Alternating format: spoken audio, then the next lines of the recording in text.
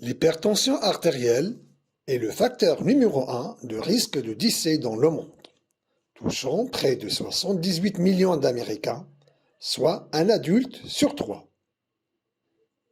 Et en vieillissant, notre tension devient de plus en plus élevée, de telle sorte qu'à l'âge de 60 ans, cela touche plus de la moitié de la population. Eh bien, si cela affecte la plupart d'entre nous quand nous vieillissons, peut-être que l'hypertension artérielle n'est pas une maladie, mais plutôt une conséquence inévitable du vieillissement. Ben non, en fait, nous savons depuis les années 1920 que l'hypertension artérielle est évitable. Des chercheurs ont mesuré la pression artérielle d'un millier de personnes dans une région rurale au Kenya, qui mangeaient un régime centré autour des aliments complets à base de plantes, des céréales complètes, des haricots, des légumes, des fruits et légumes à feuilles vert foncé. Notre tension augmente quand nous vieillissons, leur tension en fait diminue.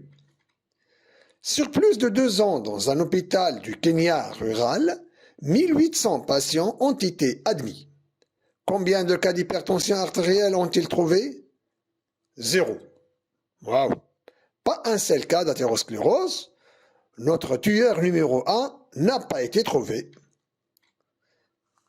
Aux États-Unis, 287 000 décèdent chaque année à cause d'une insuffisance cardiaque congestive et l'hypertension artérielle représente le facteur principal sur lequel on peut agir. 790 000 meurent d'un accident vasculaire cérébral et l'hypertension artérielle représente la cause majeure. La majorité des personnes qui suivent le style de vie moderne actuel vont développer une hypertension artérielle un jour avec l'âge. L'hypertension artérielle représente 38 millions de consultations par an. Le traitement médicamenteux n'est efficace que pour les patients ayant une hypertension artérielle sévère, mais la majorité des malades qui présentent actuellement un accident vasculaire cérébral ou un infarctus de myocarde n'ont pas d'hypertension artérielle sévère qui nécessite un traitement médicamenteux, car ces médicaments sont associés à des effets indésirables, ce qui explique que ces médicaments ne sont prescrits qu'au-delà d'un certain chiffre de tension artérielle. Une augmentation modérée de la tension artérielle est un facteur de risque d'infarctus de myocarde. Une tension artérielle de 138 sur 88 augmente le risque d'infarctus de myocarde par 5 fois par rapport à une tension artérielle de 110 sur 70. Quels sont les moyens qu'on dispose pour baisser la tension artérielle? Nous savons que la perte de poids, le régime végétarien riche en fibres, l'éviction de l'alcool, l'exercice physique, les médicaments anti-hypertenseurs sont des moyens efficaces pour baisser la tension artérielle. La restriction sodée importante est plus efficace que toutes les combinaisons médicamenteuses.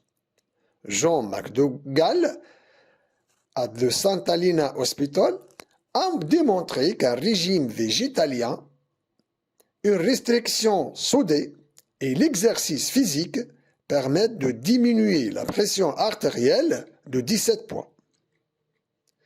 Colin Campbell et Alan Goldhammer ont démontré que le jeûne hydrique pendant une durée prolongée de 5 à 23 jours est plus efficace que tous les autres moyens.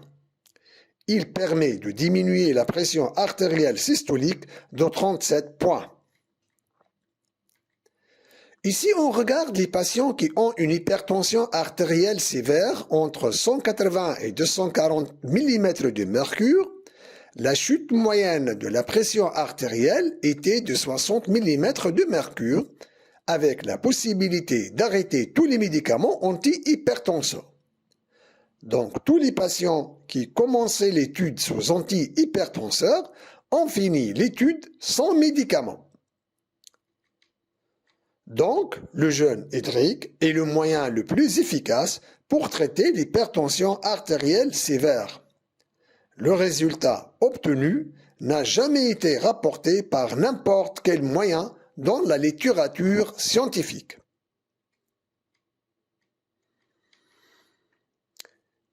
Un autre résultat notable est la réduction de la pression artérielle de 5,5 pour la systolique et de 1,8 pour la diastolique observée pendant la période de réalimentation supervisée basée sur un régime végétalien sans sel, sans huile et sans sucre ajouté. Cette découverte suggère que la normalisation rapide de la tension artérielle est possible avec cette stratégie d'intervention, peut être indéfiniment durable avec un régime végétalien à faible teneur en sodium. Le suivi de 42 patients a démontré que le résultat est obtenu à 7 mois après le jeûne. Dans un autre papier publié en 2002, Dr Goldhammer a démontré aussi que le jeûne hydrique est efficace aussi dans le traitement de l'hypertension artérielle modérée. 68 patients atteints d'hypertension artérielle modérée avec une pression artérielle systolique supérieure à 119 mm de mercure et une pression artérielle diastolique inférieure à 91 mm de mercure ont été traités en milieu hospitalier sous surveillance médicale. Le programme de traitement consistait en une période courte de pré-jeûne, environ 1 à 2 jours en moyenne, au cours de laquelle la consommation de nourriture était limitée aux fruits et légumes, suivi d'un jeûne à l'eau médicalement supervisé, environ 13,6 jours en moyenne. Le jeûne a été suivi d'une période de réalimentation, environ 6 jours en moyenne. Le programme de réalimentation consistait en un régime végétalien à faible teneur en matière grasse, en sodium et à base de plantes. La tension artérielle a chuté pendant les périodes de jeûne hydrique, mais aussi après le jeûne, avec une réalimentation basée sur les fruits et les légumes frais. Bien que la plus grande partie de la diminution de la pression artérielle dans cette étude se soit produite pendant la période de jeûne, il est à noter que la pression artérielle était encore réduite lors de la réalimentation. Cette découverte suggère que la normalisation de la pression artérielle peut être indéfiniment durable avec un régime alimentaire sain, basé sur un régime riche en plantes, pauvre en sucre, huile et graisse. Dans une conférence présentée en 2013 lors d'un congrès sur le jeûne thérapeutique, Dr Stanislas Muraviev a présenté les résultats du jeûne hydrique sur l'hypertension artérielle en Russie. Il s'agit d'une étude observationnelle incluant 285 patients et réalisée entre 1998 et 2009. Le protocole de jeûne thérapeutique consistait en un jeûne hydrique sans aucun supplément pendant une durée moyenne de 31 jours, suivi d'une période de réalimentation basée sur des jus et une alimentation végétalienne. Les patients sont suivis régulièrement avec une surveillance de la pression artérielle et des données de l'électrocardiogramme. Une étude de la tolérance à l'effort, étude de la variabilité de la fréquence cardiaque, échographie Doppler du débit sanguin rénal, une échographie Doppler du flux sanguin cérébral, recherche de la microalbuminurie quotidienne et matinale, taux de filtration glomérulaire, acide urique, déchets azotés, bilan lipidique et ionogramme. L'étude a comparé 4 groupes. Le premier groupe comporte des patients hypertendus, obèses, sous jeûne thérapeutique. Le deuxième groupe comporte des patients hypertendus sans obésité sous jeûne thérapeutique. Le troisième groupe comporte des patients hypertendus obèses qui sont mis sous traitement antihypertenseur. Et le quatrième groupe comporte un groupe témoin sans hypertension artérielle.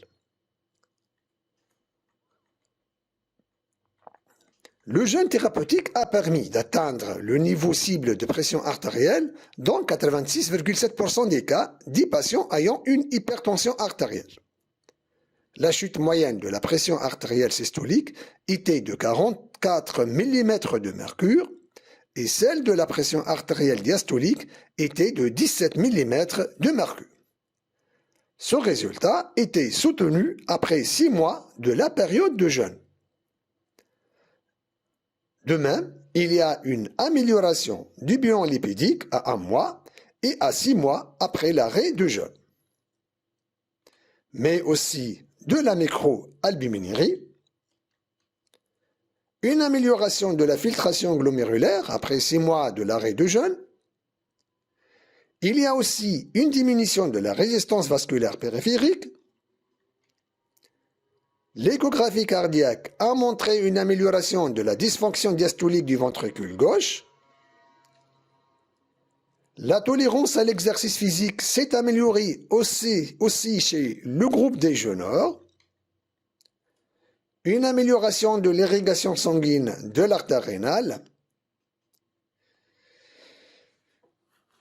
Enfin, dans une étude faite à la clinique de Beschinger, cette équipe a rapporté les résultats dans le traitement de l'hypertension artérielle par le jeûne thérapeutique récemment en 2020.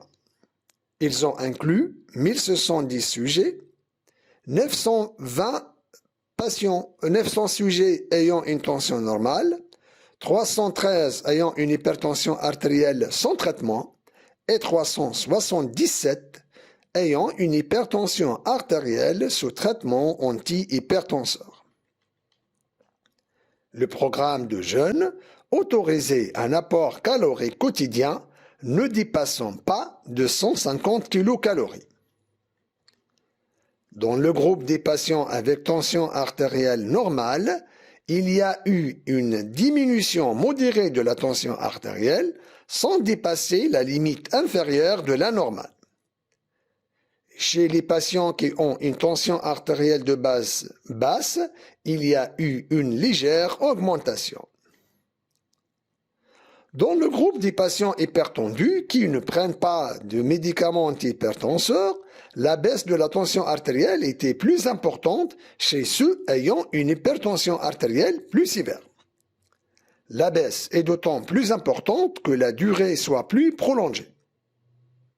La pression artérielle systolique moyenne diminuait de 140 à 126 mm de mercure et la pression artérielle diastolique baissait de 93 mm à 83 mm de mercure.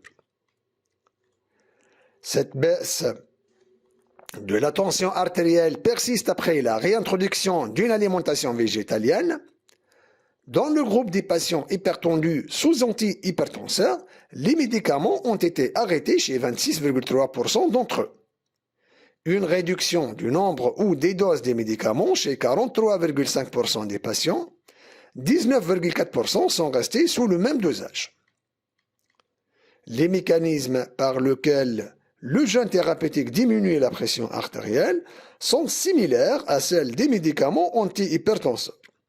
En fait, le mécanisme passe par le système nerveux sympathique, le système rénine-angiotensine-aldostérone et la fonction endothéliale.